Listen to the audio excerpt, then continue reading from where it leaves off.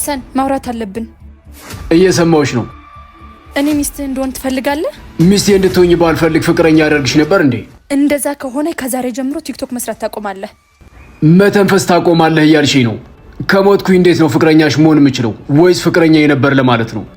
ሰን አትቀልድ። ምን ለማለት እንደፈለኩ በደንብ ገብቷል። ሁለት ምርጫ አለ። ወይ ቲክቶክ መስራትን ታቆማለህ ወይ እኔን ትተወኛለህ። እኔ ምርጫ አልወድም።